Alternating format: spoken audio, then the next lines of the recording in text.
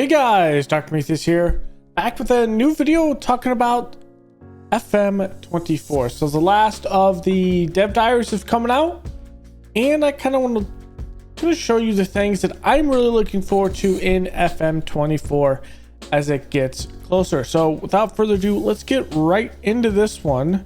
Let's go with this cam. And so the first start out here,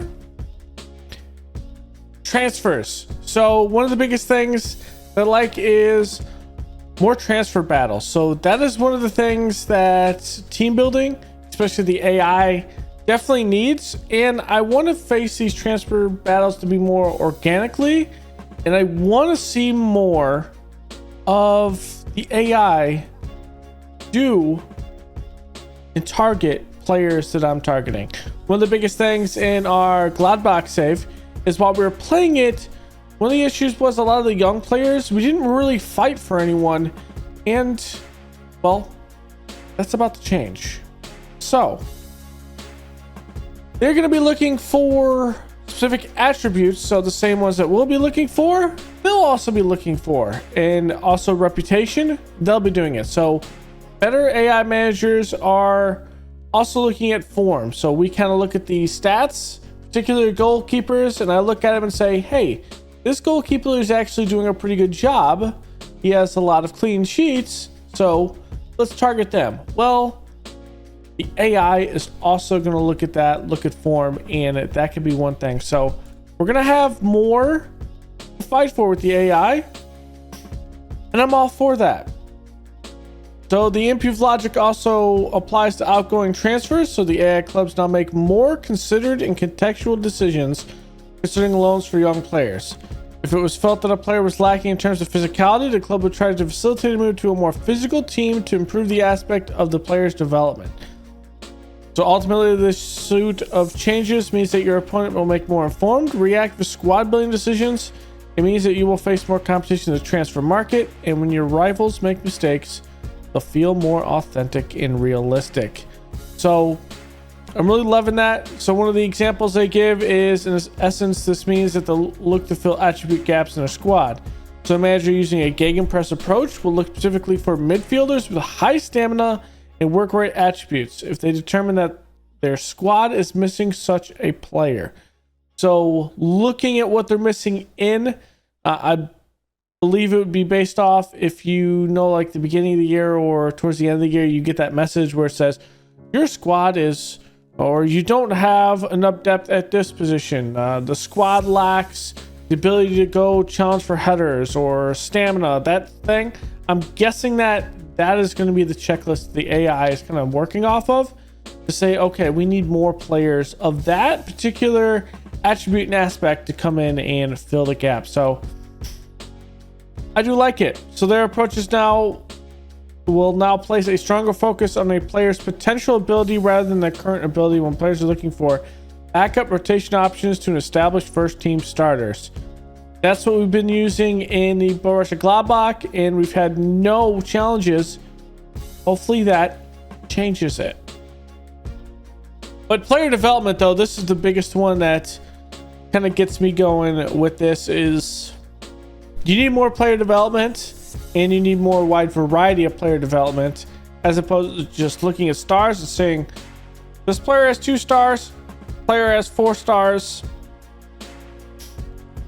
plus a possibility to growth that my scouts kind of may or may not get wrong.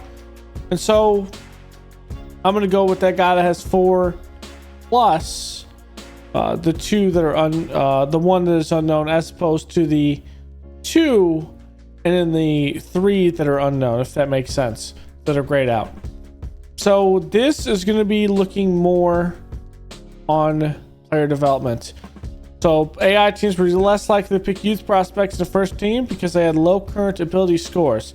Now with these talents have a higher probability of being on the bench, and we'll see more playing time when teams are ahead or controlling games in the later stages. That's what we kind of did with Brujan Kruda. In that, we kind of forced him forward. And even though his current ability was a Bundesliga 3, so League 3 side, forcing him through and even playing in those big matches, saying this guy is on a roll, that has actually got him up to a mid to leading Bundesliga player. Sabiri also was like that. He was a decent Bundesliga player that actually over a season went up. Kamari, same thing. I think we had Luka Netz was the same thing. So this is going to have the AI look at those and play them more often. So that's going to be a good one, which improved rotation is going to aid that as well. As you see, most in real life and kind of what I did was in the Wrexham save, a lot of the cup games, the FA Cup games that were prior and the EFL games, those ones, if it was a left side, I was playing more developed players to get those. Well, the AI is going to do that. So that's a big thing that I expect to happen as well.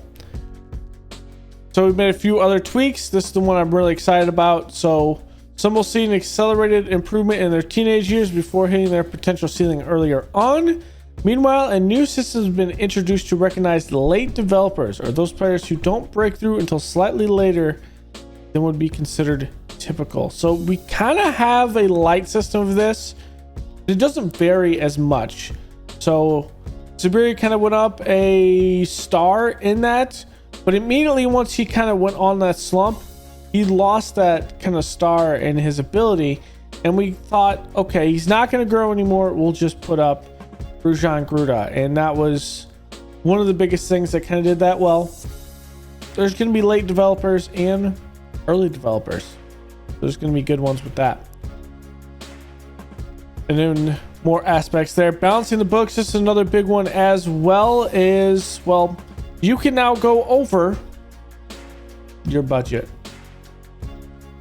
Rip the dream. I'm probably going to do this a couple times. I'm not going to notice it, but on top of that, if you go over, the board is likely going to tell you, hey, you need to generate some funds to get over this. We kind of had this issue in our Wrexham save. We kind of went massively over. I didn't worry about it. Luckily, we got promoted, and so we got that money. And then we got another 10 million injected into club, and we were kind of even, and that kind of helped us stay in the Prem, or at least overcome, because then we stayed up in the Prem at that point. We were able to go back above positive balance, and then from there kind of build it up as players got better and kind of free transfers on that and sold them. So that's going to be one thing. It's going to be funny, especially the lower team save. We start down in like the road to the league and we're bouncing around to various teams. We could have a situation where we take control of a team and, well, they're negative budget and we have to sell players. It's going to be interesting. So it's going to be cool how to see the AI do this, and likely tie this to also financial fair play, because financial fair play doesn't really have a big impact in the game, the AI and you, because no one really goes massively into debt. They kind of hover around where their league prize money will be, and so they're always typically positive, and then from there they sell a couple assets, then boom, they're at 200 million again, and they're spending money like crazy, and it really doesn't affect the AI. I wonder how this is going to affect the AI. We could see a lot of teams go kind of go in the red, not really go bankrupt, go in the red and affect their ability to do it, and they have to sell players. I just wonder how that's going to be. And financial fair play, there's going to be new things with sanctions, so including squad size and transfer budget restrictions, fines and competition and company withheld. If your club is close to breaching the rules, there'll be a notice in the finance menu. So kind of like the same thing that we have, but everyone kind of really ignores it. And then there's new news items that show their net debt, profit and loss graphs, and overall expenditure and overall income when we're placed into administration. So I never had an administration in there, and so, well, we'll kind of see how that goes. And I mean, I've never really had that. One of the things that I don't really pay attention also, for the most part, I just check the numbers, say, okay, it's done, is the new dynamic income stream. So now it's kind of static. Some of them kind of go up, down, depending some of the prize money I've seen, but not on our Austria save. The prize money never went up. Or I think the cup, the league kind of sort of did. The TV money was fluctuating here and there, but it wasn't anything massive. Well, there's going to be greater fluctuation in income your club receives, and thereby creating more dynamic and intrigue in every career. Words hard. I'm terrible at pronunciation. So you'll see that there's included fixed link TV deals, news items indicating these show changes in a deal's value and what percentage effect it has on the competition prize money for the seasons and new agreement covers. Elsewhere, there are new news items providing contextual information on parachute payments and details on how your ticket prices and sponsors have changed based on whether you've been promoted or relegated. There's also new season ticket league table located in the competition overview drop down, so you don't have to guesstimate this. This will be actually there, and it'll show the order of tickets sold and revenue recruit, which is nice because you kind of get your board to upgrade your stadium based on how many tickets that you may have sold and how many people are waiting to buy tickets. You can kind of get that as well to kind of push the board to get, if you have a lot of people waiting for tickets and there's just not enough, well now you'll see how many you've actually sold, how many you've waited, and it'll be in graph form to show you more of the revenue and money stream. So it's all about clarity of finances, and I could always love. One thing also is for clubs in the lower division, they will now turn professional at the point of promotion rather than at the end of the season. So this was an issue in our road to the league series, where you'd have to wait until you conversely clicked over to the next season, which at that point was typically about 2 weeks before the next season actually went over and you were getting beat out on transfers. Well, now the instant you get promoted, that's going to change, and you can kind of mess with your promotion at that and kind of get players in, and they're going to see that, hey, you're getting promoted, you're really a League 2 or League 1 or Championship League side, and well, you don't have to get them to wait for promotion.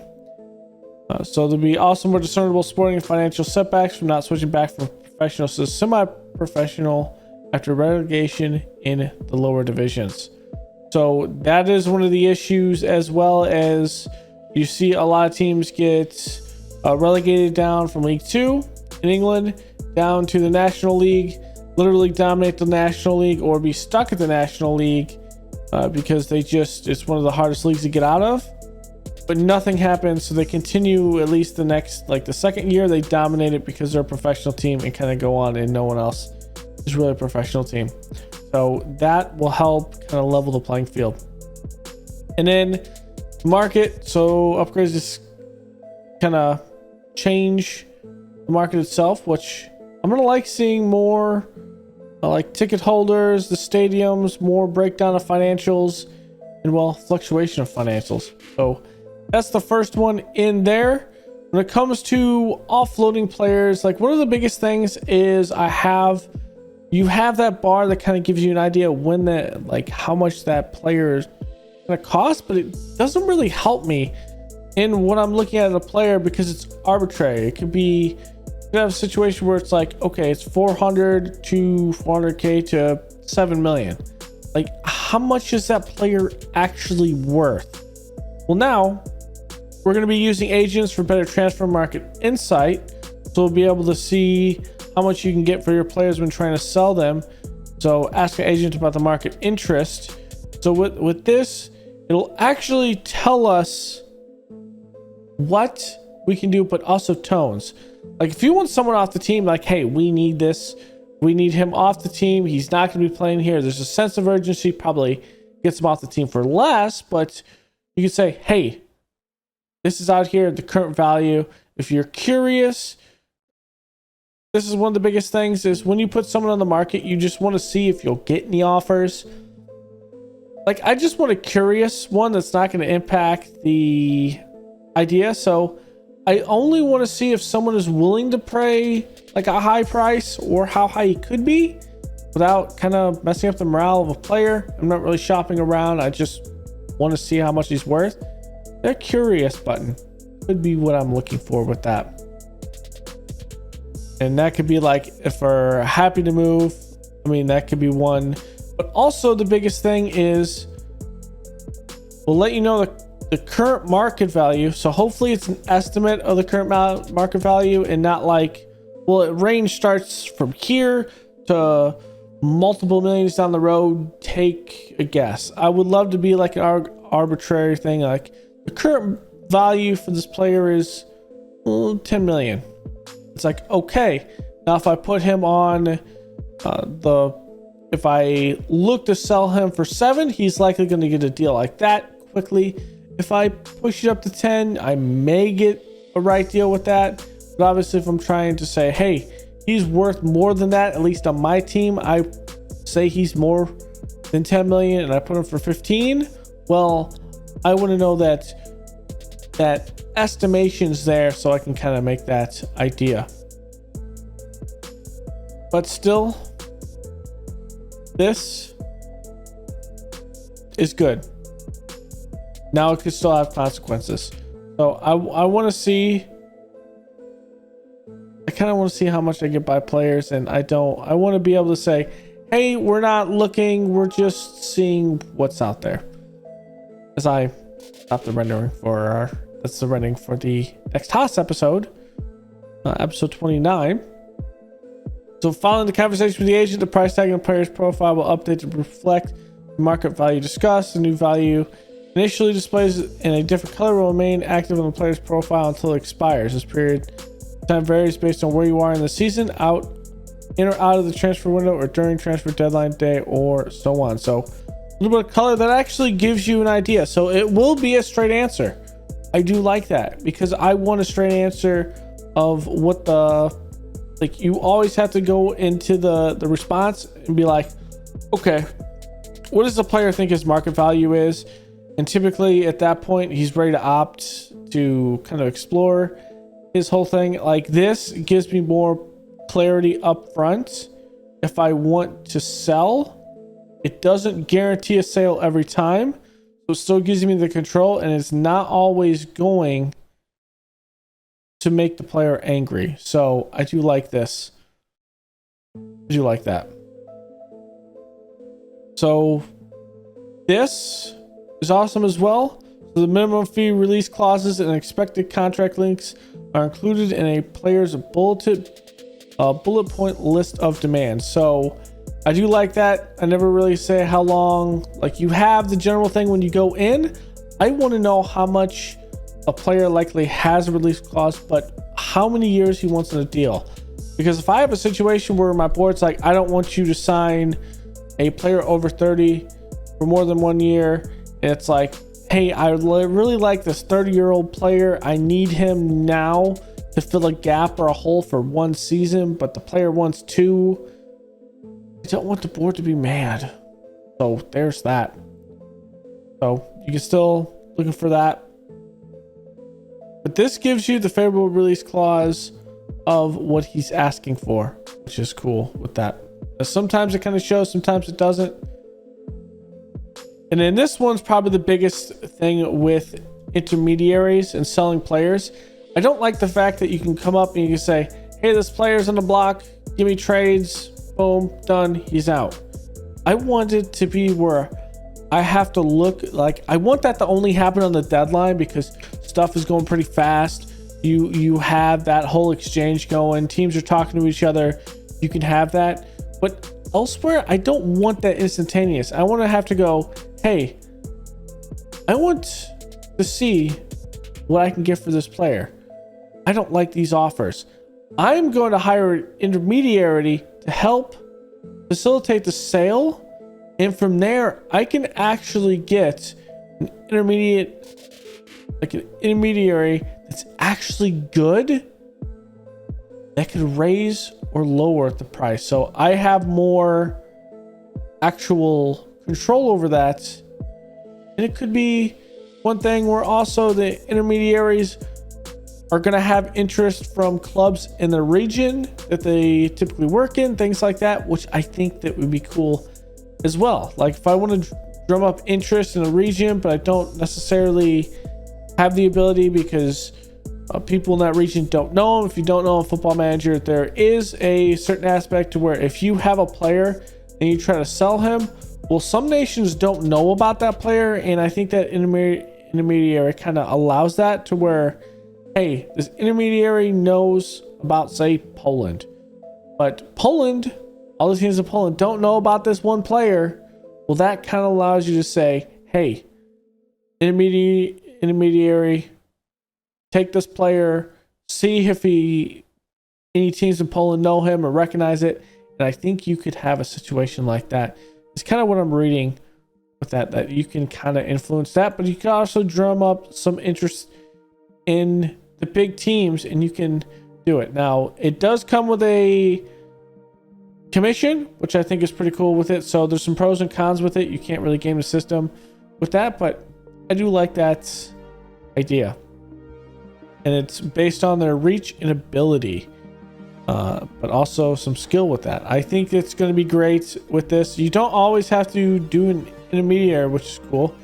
I can offer via the trade room or the transfer room. So there's that. That's kind of the traditional way of using it. So yeah, that would be cool for that. So I think that would be one that kind of gives you the idea with this. Gonna get closer at this, so you kind of see the intermediaries here. So it's still a little bit lower. Let's see if we can get a little in there. Okay, so this kind of gives you the idea with this. So the highest expected deal, you can have this, and each intermediary is great. However, you have to think about this percentage. Like if you sell for 2.1, is that percentage at 9%? Is it really going to matter that you got an extra 400k from that? Or here with Luis Novo, well, he only takes a 2% fee. You could sell him for 2. So it could be one that is pretty cool with that. And you also see why.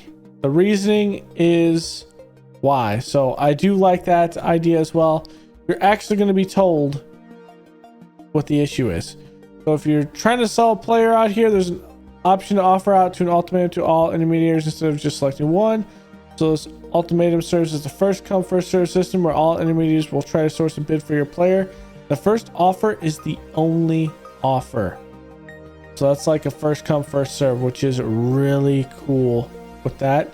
You don't know what the associated percentage fee up front is, so actually pretty cool. If you need to get someone out and you need their pay and you just say, hey, I'm done paying this contract, it's over too much, that's awesome.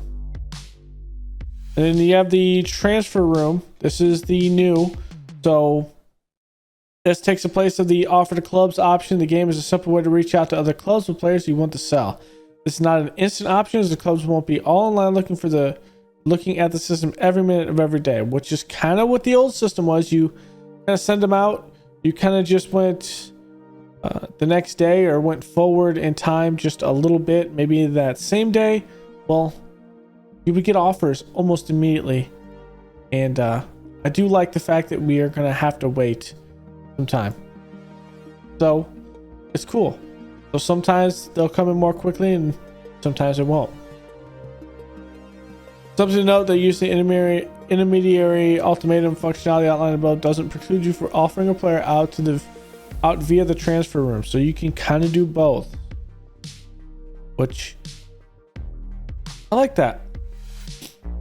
And this is the biggest thing that's going to kind of go into FM25 as they implement. I think they're going to move into Unity with that. This is just the start of the transfer room's integration into Football Manager, with much more to come in the future. I think this could be good, and I think this comes in preparation to kind of move to the Unity system, which I'm all for it. So all the tools coming together kind of brings you also to having active interest or rumored interest rather than major or minor, which I do like it with this. You have the actual, let's zoom in here. So the interested clubs, so the ones you actually have bids for, which I think is cool. And then your active interest, so the ones that are actively trying to pursue the player, and then ones that are rumored. So the reason is awesome. I just want more information to know why a team does or does not want the player that I put on loan or selling. I would love that. And I do like this integration. This is going to be absolutely amazing for people like me that, well, I like the team build and I want to know exactly why a team doesn't want to know loan in my player or loan out their player, as opposed to the player just saying, I don't want to play with you. I want to know what the team wants. So it kind of goes more into that. And well, this is probably the most impactful one when it comes to menus for me. Is I like team building, so the way to build your team is the biggest thing for me. Kind of looking through some of the other ones here, kind of skim through it because this is going to be all the other ones. This one's also one's going to be great. So you can actually give your players training improvement targets, goals, assists, clean sheets for keepers, match performances, first team or reserve. And this is how it kind of plays. So, you know, if you go down to like the dev center and you see that you have things like your loans and you kind of see a menu like this and you have your promises where you're promising a player, well, now you can tell a player like, hey, I want you to do this.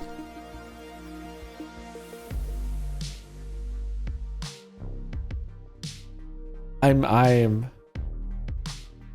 more dynamic stuff is going to be awesome. But not only that, you can also do it with the reserve team. That's going to be amazing, having that second team. So that's going to be one. And then opportunity to set a target will be available when you praise or criticize a player for their recent performances. You make a comment to a player leaving on loan and contract negotiations for new signings, player renewals, or as a way of resolving a player's unhappiness. So that's big. That's big. Bear in mind that both the player and their agent may want to negotiate it, which I'm fine with. Back and forth, haggling. How do you like that idea? All right, we're setting a tie that the player's personality, their relationship with you, and the context of the situation are also important. Just kind of the menu kind of gives you the contract negotiation menu where you can do it here. If the player during the 2023-24 season provides 15 league goals, that's awesome. So linking closer to a playing time pathway promise, you'll be able to offer a target in the contract negotiation screen. All right, so here's how it works. For instance, if a promising striker is asked to be a regular starter as part of their playing time in 2025-2026, you can now respond with a target for the 2024-2025 season, which could be goals and league matches. If they were to hit that goal scoring target, you'll be expected to honor the equipment by making them a regular starter in the following season. Now that is amazing. Hey, if you do this, and this is okay, so this makes sense. How this menu kind of looks here is you have your playing time. He's coming in as a regular starter. If he, in his playing time in 2024-2025, if the player during the season prior gets 15 league goals, we will make you an important player and you will be a focus of the team. Now that's awesome. Now typically what you have is like regular starter, important player, star player, whatever. You'll have the stair step. Now this just says, hey, you reached this goal, this is what I'm going to do. And that is awesome, because if they didn't fail that goal, you're likely not going to say, okay, you failed the goal, but I'm still going to make you an important player and now you're unhappy. No, like, hey, you didn't reach the goal, you're still a regular starter. I mean, that could be really good with that. So that's going to be awesome. Plus another way to keep your players, like, give them negotiating terms with that, and you can kind of get them interested. So that's going to be a good one. Also, the lone players being highlighted in purple and having the same thing like this, which is good. Now, also the dynamic stuff. Now, I like bringing in loans on my road to the league series here and there as we get higher. Well, Players that you sign on loan may arrive with targets that their own club has set, so keeping the conditions of the loan will help that player meet their own targets.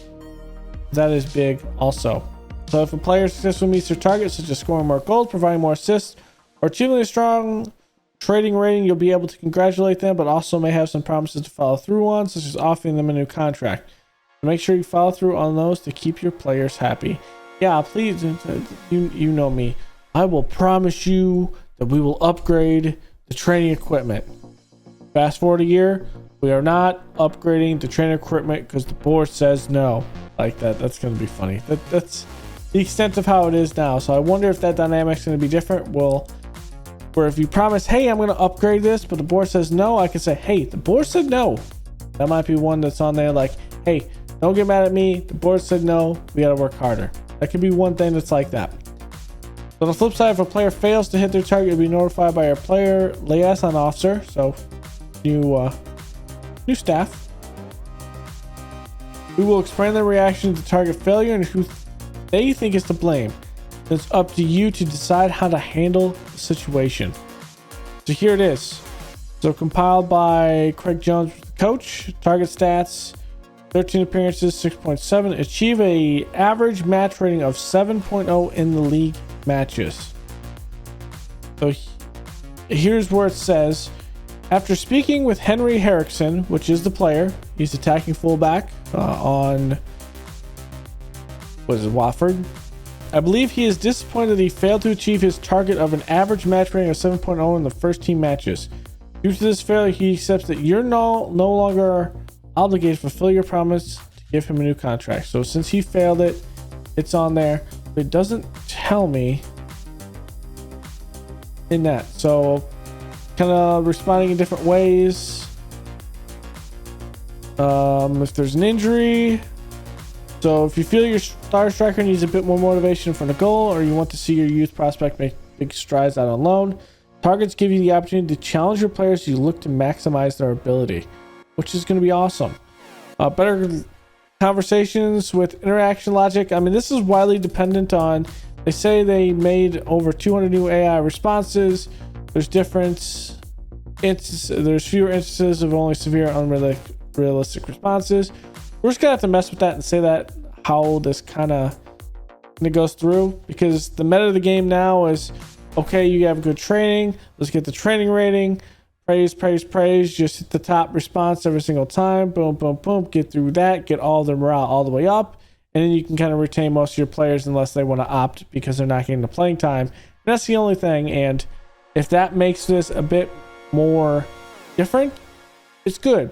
But there's one thing to this that's gonna be awesome, and that is the issues that have been resolved to address instances of unrealistic player unhappiness and providing clear reasoning behind their concerns.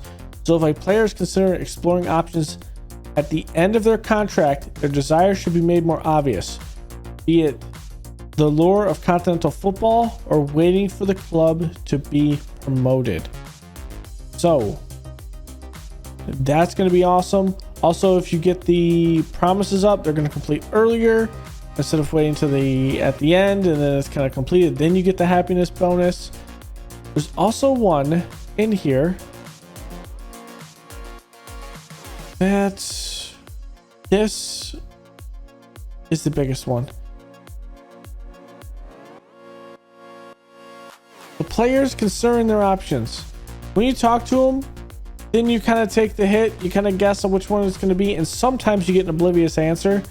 The fact that you say, hey, coach, manager, whatever you are, depending on what confidence you call the leader of the team, if you're I'm considering exploring my options because, well, our defense sucks, or we haven't got promoted, or I want to go play continental football because we suck because we can't get up in the European spots. Well, I want it to be known, which would be nice because then you can say, hey, this player is opting. I have continental football right now. I don't have to think about this player leaving. He might stay. And so that's one thing also. Staff meetings, we kind of just hit summary, and I don't like that. I kind of want to play through the intended meeting. maybe it'll be more. So we'll see. Biggest thing with that is what we will have from staff. Now, there's some gameplay stuff, but there's some quality of life upgrades. We'll kind of go through some of these really fast before we go into kind of the more of the other stuff. So I'm not really big on fixture scheduling, but there was a lot of congestion. This should be fixed. We'll end up seeing how that kind of plays out. There was kind of an issue where a lot of fixtures would pile up at the end of the season, where there's a situation where we have like the FA Cup. The Carabao Cup actually happens before the final game of the season. You would have, like, say if you had a promotion or relegation playoff you had to do and you were in a cup final, it kind of made everything all over the place, where sometimes the cup final was after that, or maybe it was before that. It got all jacked up. And then if you had to play a first and a second leg, it got even more messy in places like Austria. And so hopefully we'll see how this is fixed, but we'll see. Attributes changes for the staff. So this is the big one that I do like to kind of see what my staff is, but I never really had an obvious way of telling myself, like, how is a staff member progressing? And maybe I'm just blind. It's probably more so the case that I was just not paying attention as much, but having arrows for the staff would be great. Like, I didn't know if, okay, even for myself playing in that road to the league, I didn't really know when my stats went up or how they did. Is it attached to badges for the licenses? I don't know. Is it kind of attached to success? So for winning games, it's all the coaches. Like, there was no real idea with that. Well, now we will see personal progression in the game for coaches. Kind of give my idea something. So that's going to be nice. Some other stuff is use system ranking, so you'll be able to get more actual input graphical wise to see how far along you're with that.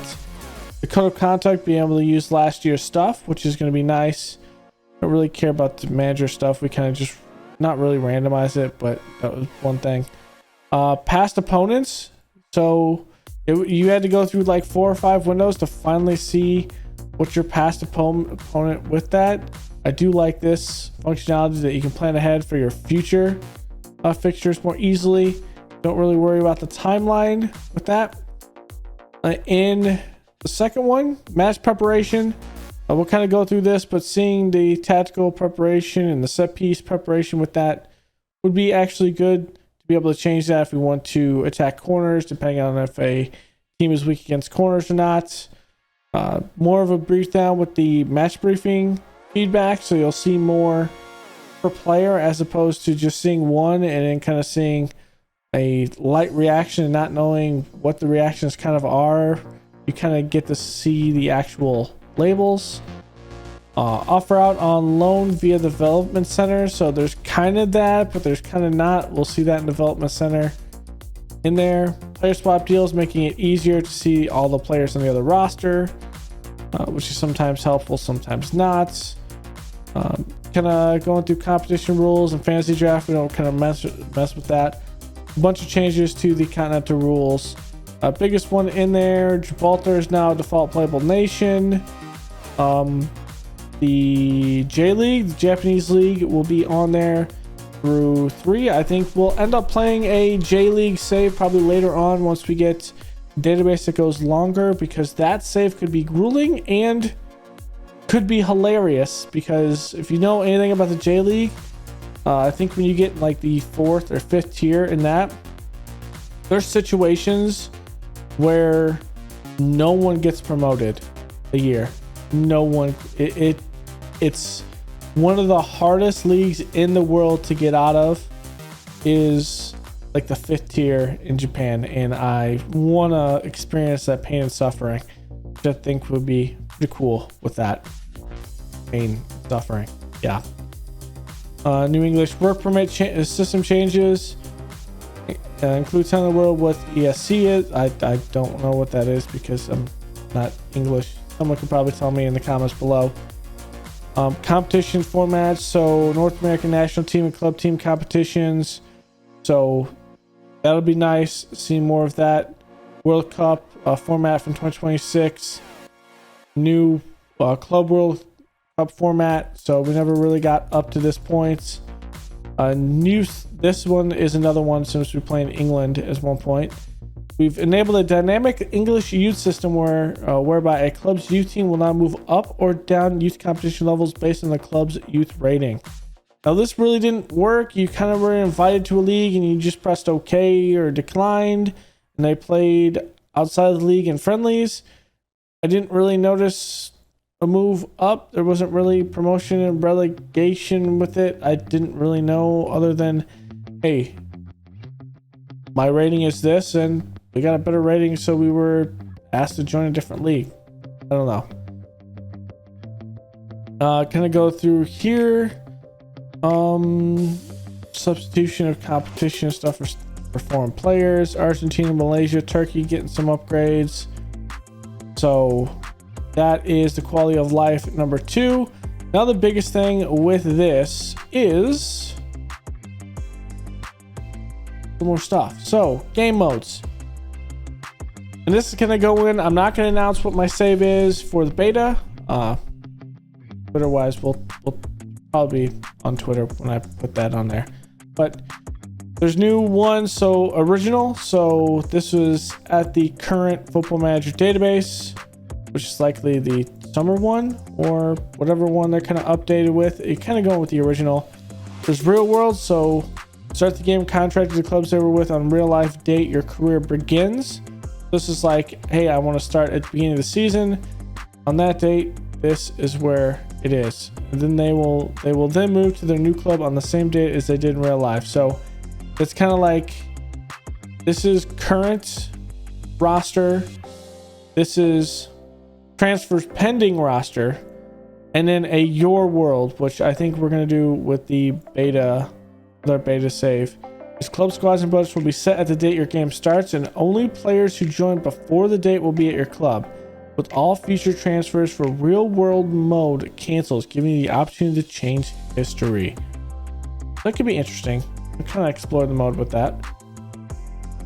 And we can just set a date and say here, which would be cool. So kind of everything else kind of goes with that. National pool stuff, so that's going to kind of be refreshed.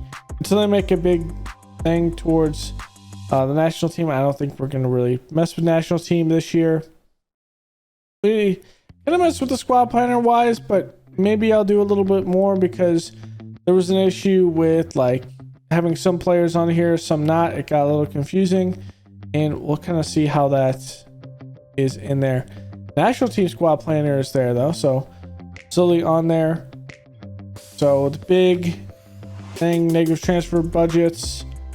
So I wanted to clarify that this doesn't mean all of a sudden you can spend what you want in game. You still have a transfer budget after all. It's the board who decides whether you've overspent or not across the season. So if you have a bad board, the board might hate you. So that's one thing. Now,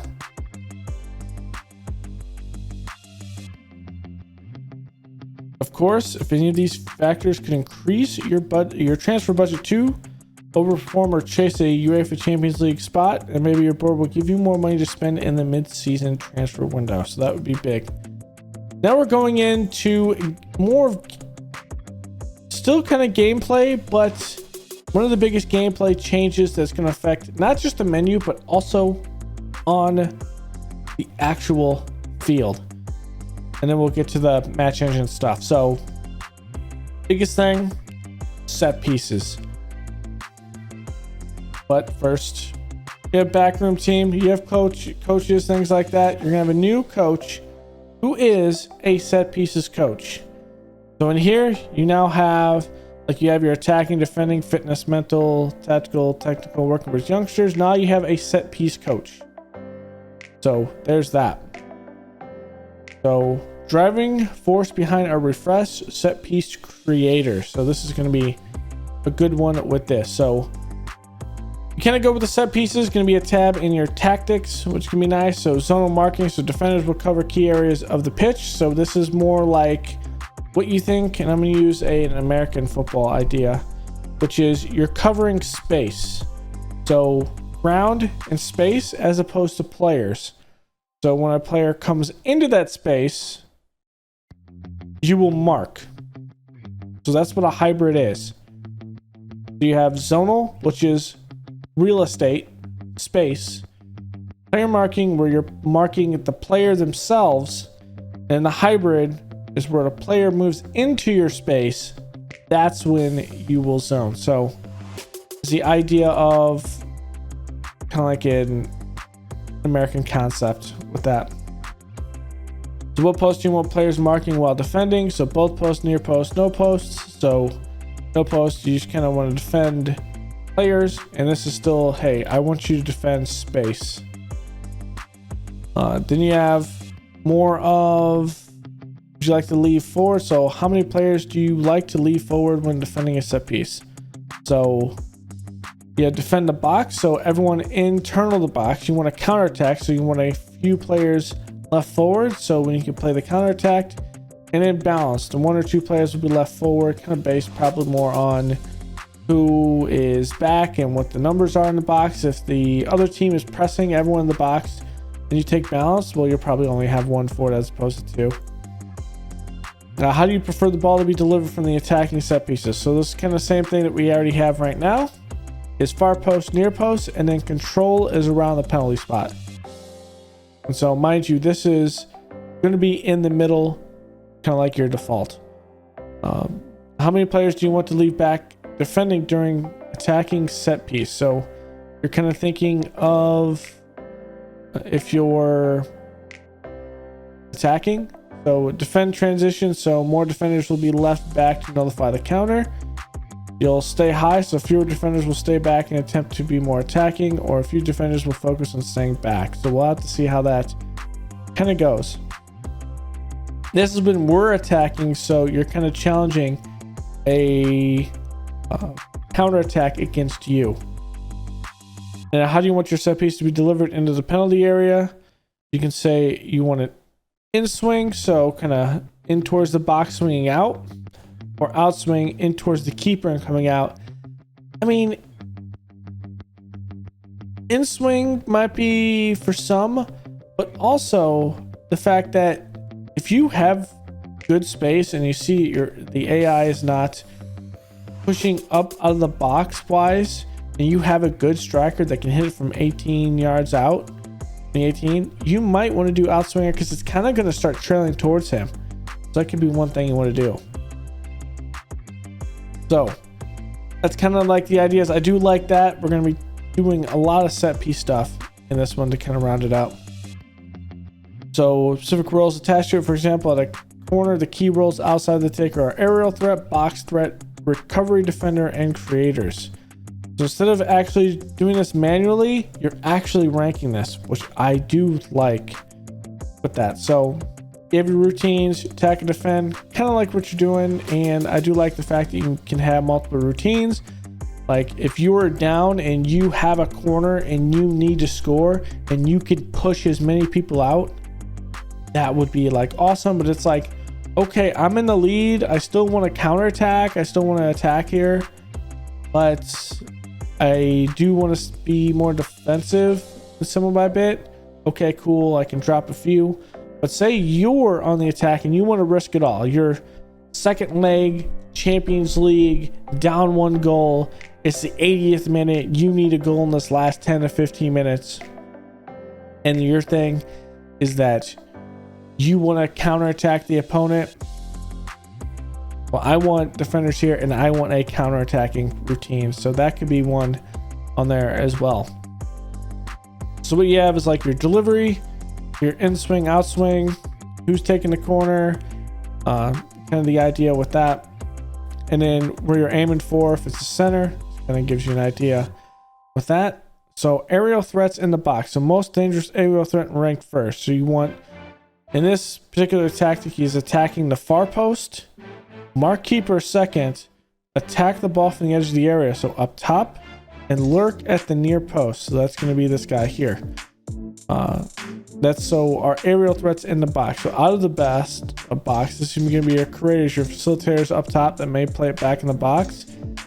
You say, hey, lurk outside the box in the near side. Lurk outside the area far side. So that's what this guy is here. There's probably one that has him like lurking inside here, lurking inside like this. Recovery defenders, stay back if needed. If not needed, go forward. So in this section, say if they're pushing up 3 bodies up here, he's going to be here. There's 1 body over here. 2 of these guys are going to push forward. So that third defender, you're setting up kind of a template. And I do like the fact of, hey, if you're not needed, push forward. And I do like the fact that that's going to like automate a lot of stuff. One of the biggest things also is when you kind of switch players in and out, you had situations to where if I moved someone in that was like I had a short, deep line playmaker, or let's say ball winning midfielder that's playing in the midfield, and I put someone in there that's now a CM that's attacking, that's some tall guy that has jumping and it isn't short.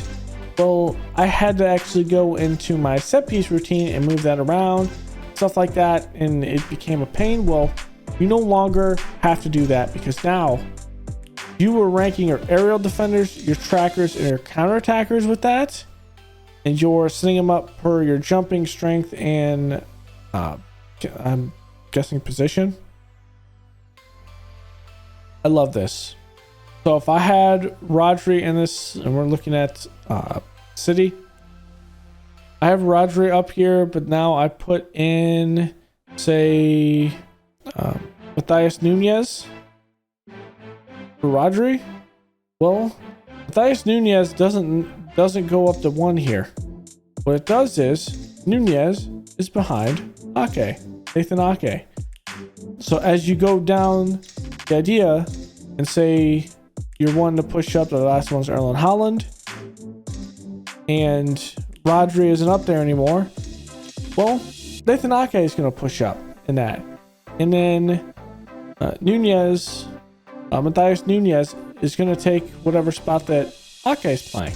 And so you have a hierarchy, which I do like with that.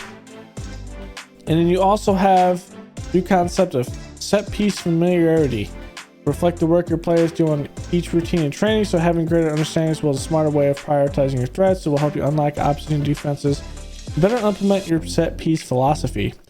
This kind of gives you an idea here. Your taker and your set piece going on the far side technically of your camera.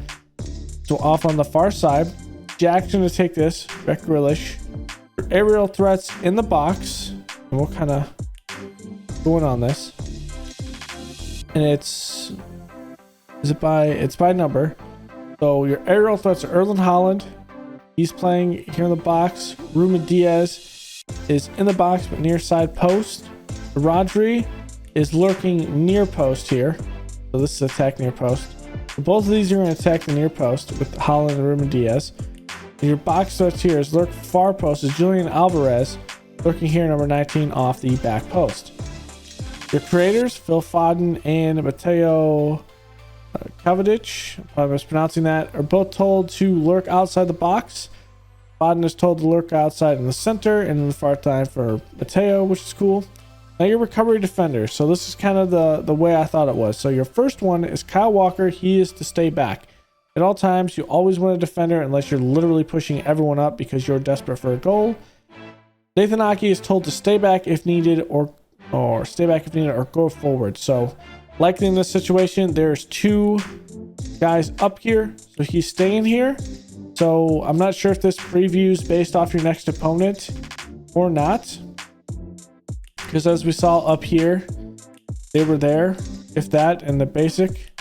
So I wonder if this kind of reflects what they play. It's possible. Like if you're playing your second 11. But Ake's back here, number 6. And then Jasko is pushed up into the box. So he's just an extra body in the box, which is really cool. So obviously the same thing as duplicating the original one or selecting an alternative. So that's pretty cool. And then you also have it for throw-ins. So kind of control your throw in, so work it into the box so your team will look to build a goal scoring opportunity from the outside of the penalty area. So this is kind of built in here and kind of push up, or you have your long throws, which will actually be thrown into the box. You couldn't really control it in a way that made sense in some cases, so hopefully this gives you a little bit more control. However, I didn't always understand it, and so I was always terrible at the current set piece system. This gives you an idea here. Now, if you want to long throw it, you have the same ideas as you have a corner. So aerial threats, creators, and recovery defenders.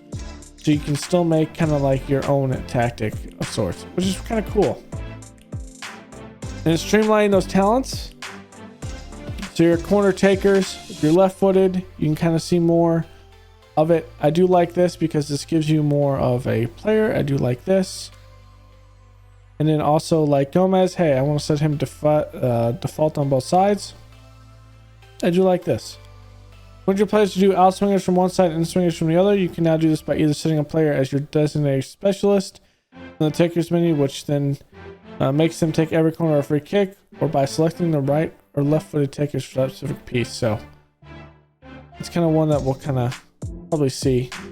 So this dictates your level of responsibility for the coaches. So set piece routines are in there, and well, kind of the same thing with coaches in there. Now rival set pieces, new stats, data hub. You can kind of see high, I think that's average per game if you're cross against per game. High on both. I mean, you kind of want to be more here. Like this is a lot. And low, maybe it needs to be up here. Our defensive set piece numbers are worth taking a look at. We can see the higher from set pieces and average. We can see the less crosses from set piece and average. So you probably want down here, green. So this is your best bet. And that is actually some cool stuff with that. Set pieces, they needed a refresh. People have been asking for it. I like more control to build a team. This seems more intuitive than the current system at first glance. Well, hell, anything is better than the system that it is now, and this seems more in-depth and intuitive. Which I always applaud. Now we're not going to play any of the videos per se. So you have a couple new things in the match engine, inverted fullbacks, things like that. So inverted wing backs. So in a 4-2-3-1 with two defensive midfielders where your pivot swingers are Segundo Volante and defensive midfielder. So kind of a bit of a more reformed way of how things work. And I mean, you could always do that. So that's nice. The truly football motion. So we're going to see kind of the between idea of what FM24 is to FM25. The game looks more authentic. There's going to be better ball movement stuff. Now this is the greatest thing in here is shot deflection and spin. Let me actually make this a lot better. So this is what the match engine looks like. It looks actually pretty good. You also see like some of the players pointing and things like this. This is obviously in slow motion. So he hits it over the touch and the ball actually bounces as opposed to like move around, things like that.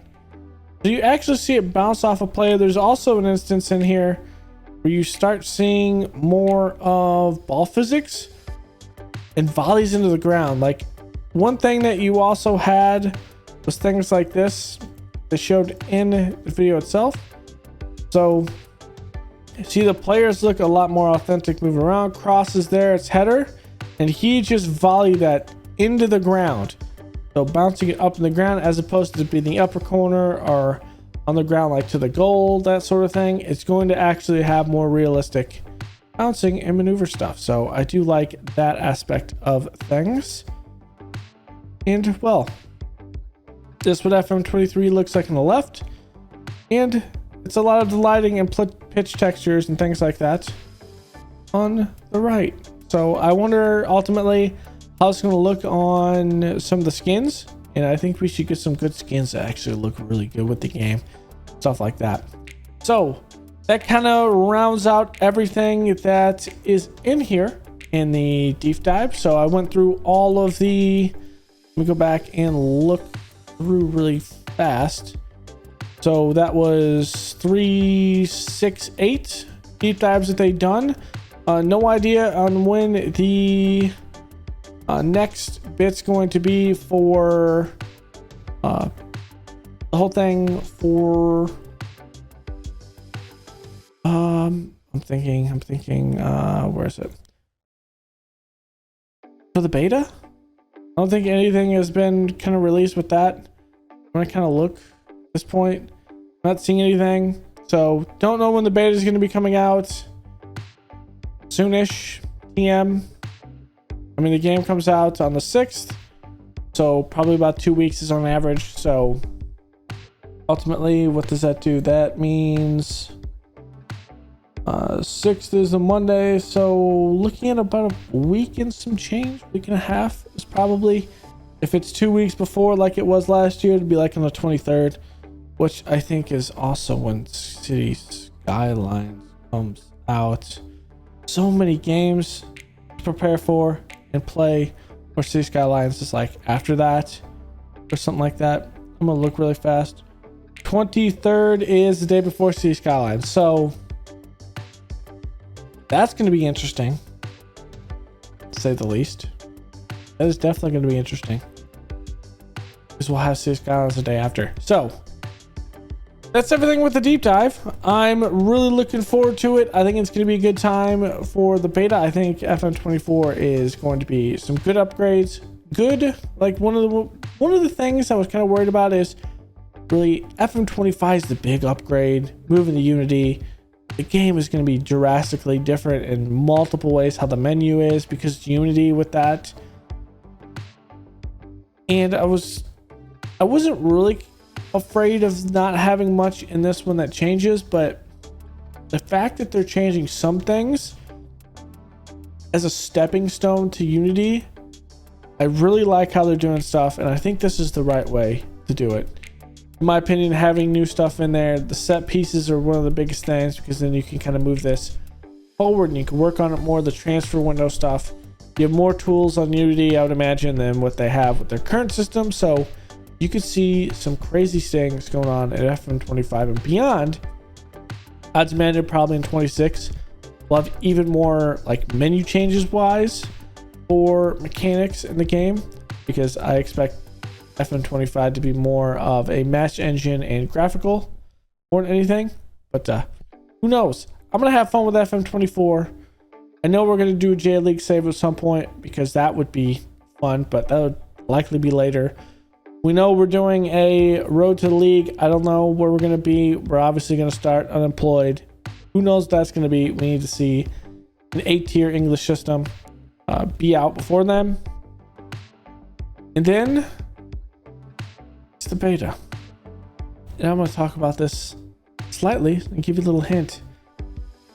I think I'm going to do Wolverhampton. Is it the Wolves that I'm thinking of? Yes. Wolverhampton Wanderers. So the Wolves is what I'm going to do for beta save. No one's doing one. So I thought, hey, we jump into it. It's a team that hasn't been in, at the top portion of the table since 2018, 2019. They've had European football. They kind of missed it a couple years back. Last year they were 13th. This year they're sitting at 14th. So mid-table team. I think it could be interesting, and we take them. We play typically about 2 to 3 seasons in that, and then we kind of just have fun and see what happens. So thanks for hanging out in this deep dive. It was fun. Football Manager 2024. I'm excited, and I will see you guys next time. If you happen to have your favorite thing from this, put it down in the comments below, or if there's anything I missed that really hypes you up, go ahead and put that down below. But thanks for hanging out, and I will see you guys next time. Later.